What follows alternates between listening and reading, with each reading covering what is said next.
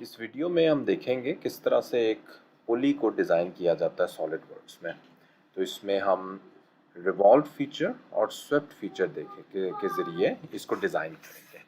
ठीक है, सो अब हम देखते हैं, स्टार्ट करते हैं। तो सबसे पहले हम इसका हब जो है वो डिज़ाइन करेंगे और रिवॉल्व फीचर के ज़रिए इसको रोटेट करेंगे।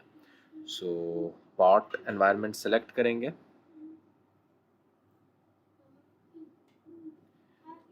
और स्केच में जाके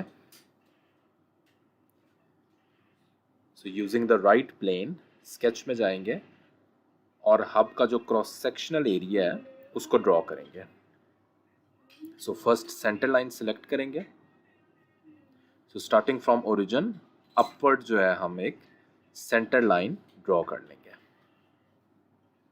सो डायमेंशन अभी इंपॉर्टेंट नहीं है, उसको हम बाद में देख लेते हैं।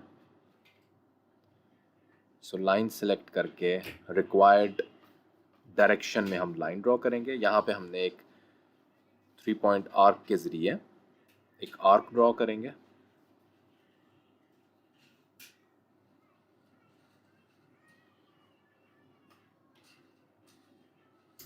और सिमिलरली दोबारा हम लाइन को यूज़ करके इसको क्रॉस सेक्शन को कंप्लीट कर लेंगे। ओके, अब हम रिक्वायर्ड डायमेंशंस देते हैं।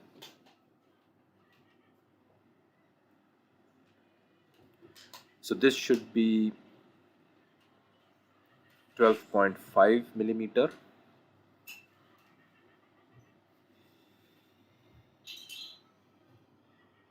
इसकी रिक्वायर्ड डायमेंशन दे देंगे 10 मिलीमीटर और आर्क की रिक्वायर्ड डायमेंशन हम यहाँ पे स्पेसिफाई कर देंगे।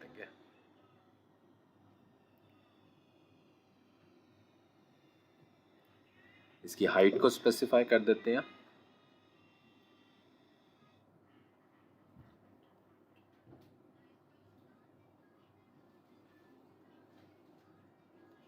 ओके, अब हमने इस डिस्टेंस और इस डिस्टेंस के दरमियान डायमेंशन देनी है।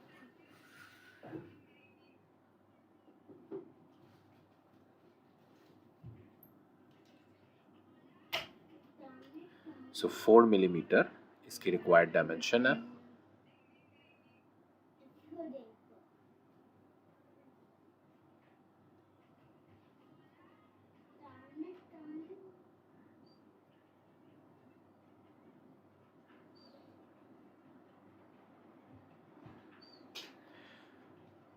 सो रिक्वायर्ड स्केच हमारा कंप्लीट है। अब यहाँ पे रिवॉल्व्ड फीचर में जाएंगे और इसको जो है 360 डिग्री हम रोटेट कर देंगे। तो ये हमारे पास जो पुली का जो हब है वो हमारा डिज़ाइन हो चुका है। सो यूजिंग रिवॉल्व फीचर हमने देखा है किस तरह से हम हब को डिज़ाइन करते हैं।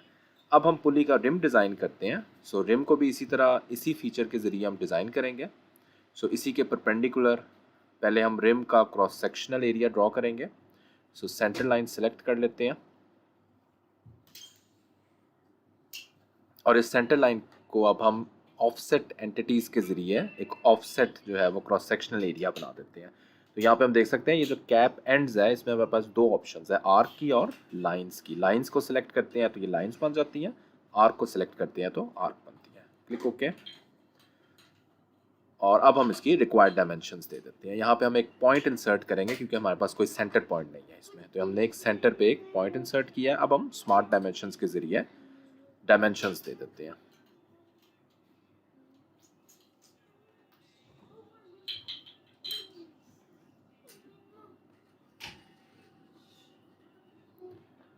So 25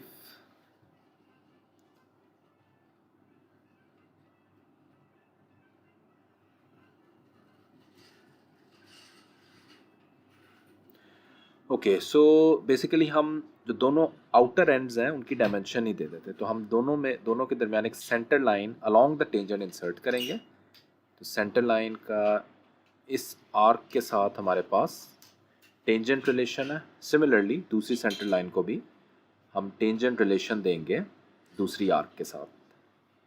तो इस तरह हम दोनों सेंटर लाइंस के दरमियान डायमेंशंस दे देंगे, अदरवाइज हम नहीं दे सकते दोनों के आउटर पॉइंट्स के दरमियान। सो इन दोनों के दरमियान हम डायमेंशन दे देते हैं।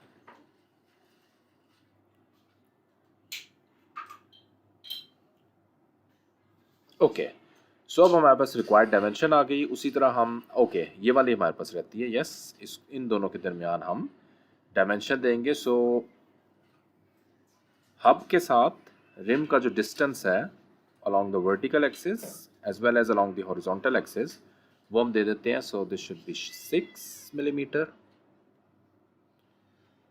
सो टेम्परेरी एक्सिस हम बना देते हैं इसका, और सेंटर पॉइंट का हमारे पास डिस्टेंस जो है वो 170 मिलीमीटर हमने रखना है।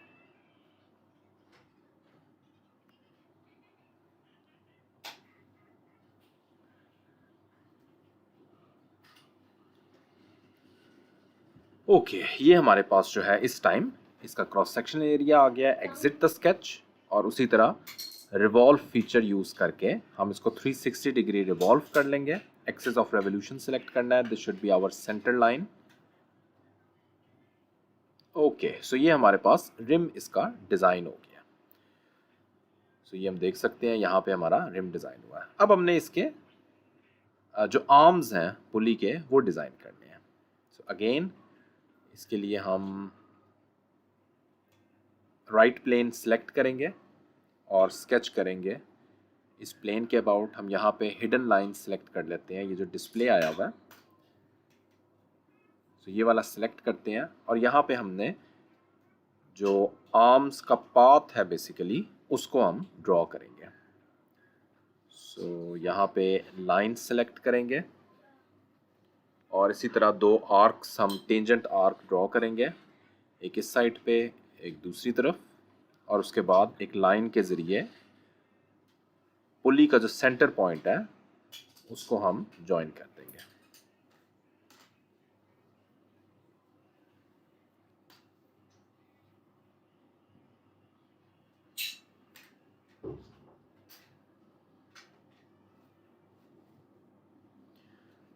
अब विजिबल है। यहाँ पे हम सेंटर पॉइंट पे सिलेक्ट कर देते हैं। अब हम रिलेशंस और डायमेंशंस ऐड करते हैं। सो ये लाइंस हमारे पास हॉरिजॉन्टल होनी चाहिए, as well as they should be tangent to the arc. So ये हमने हॉरिजॉन्टल रिलेशन इनका बना देते हैं। सिमिलरली इसको भी हमारे पास हॉरिजॉन्टल होना चाहिए, और आर्क्स को आपस में प्लस लाइंस के साथ टेंजेंट और इक्वल होना चाहिए। सो इक्वल और टेंजेंट का हम यहाँ पे रिलेशन बना देते हैं।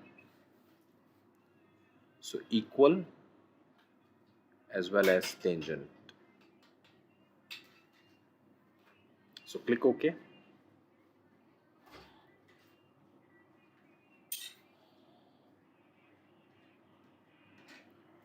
So लाइन का और आर्क के दरमियान टेंजेंट, सिमिलरली नीचे वाली लाइन और आर्क के दरमियान भी हम टेंजेंट रिलेशन बना देते हैं।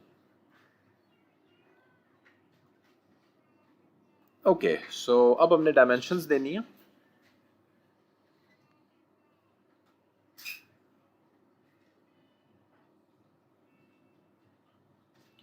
So 55 मिलीमीटर आर्क का रेडियस, किसी एक आर्क का हम दे देंगे, दूसरी भी हमारे पास ऑटोमेटिकली एडजस्ट हो जाएगी। हमने इक्वल रिलेशन दिया हुआ है।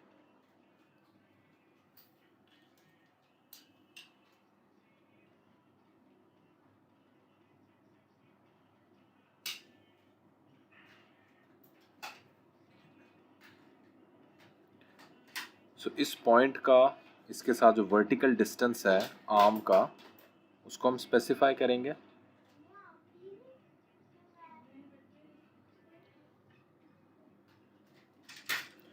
अब हम स्वेप्ट फीचर यूज करेंगे, लेकिन उससे पहले इसका पाथ तो बन गया है। अब हमने क्रॉस सेक्शनल एरिया बनाना है, तो एक सर्कुलर क्रॉस सेक्शनल एरिया में चाहिए। तो इसी के परपेंडिकुलर हम एक सर्कल ड्रॉ करेंगे, वो हमारे पास इस रिम का क्रॉस सेक्शनल एरिया होगा। तो यहाँ पे हम एक सर्कल ड्रॉ करते हैं। इसका व्यू जो है, अभी सर्कल ड्रॉ कर लेते हैं।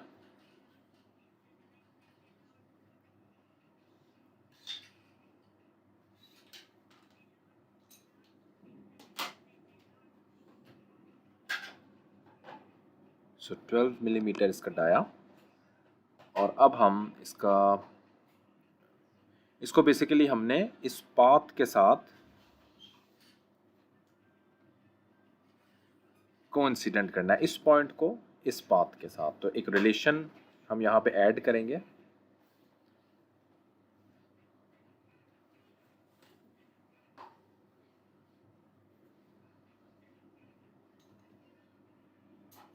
सो ऐड रिलेशन में जाएंगे और इस पॉइंट को और इस लाइन के पॉइंट को सिलेक्ट करेंगे और इनको कोइंसिडेंट रिलेशन बना देंगे। तो ये हमारा सर्कल जो है यहाँ पे चला गया।